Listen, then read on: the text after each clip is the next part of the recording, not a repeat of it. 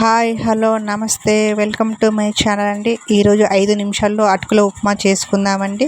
దానికి ముందుగా కావాల్సిన పదార్థాలు: జీలకర్ర, పల్లీలు, ఉల్లిగడ్డ, పచ్చిమిర్చి, కరివేపాకు, కొత్తిమీర, 2 గ్లాసుల అటుకులు.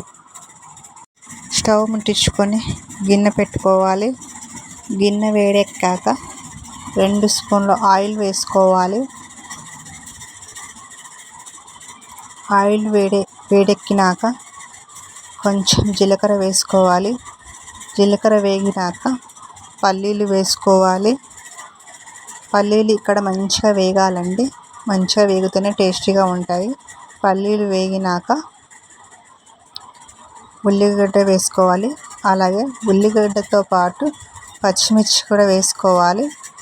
వేసుకున్నాక ఒకసారి కలుపుకోవాలి.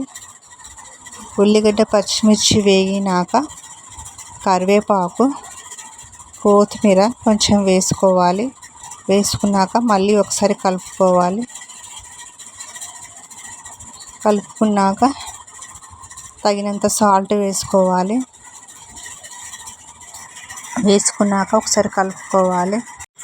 ముందుగా వాటర్ తీసుకున్న గిన్నెలో ఇక్కడ నేను 2 గ్లాసుల అటుకులు వేసుకుంటున్నాను.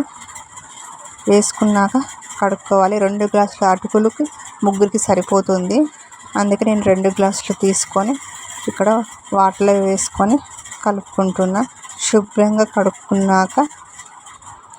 కడుక్కోవాలండి. కొంచెం చెత్తగా ఉంటుంది. కడుక్కున్నాక వాటర్లో నుంచి గట్టిగా పిండేసేసి వేసుకోవాలండి. చూడండి, వీడియోలో చూపిన విధంగా గట్టిగా వేసుకోవాలి. వేసుకున్నాక గట్టిగా పిండుకొని వేసుకున్నాక ఒకసారి కలుపుకోవాలి.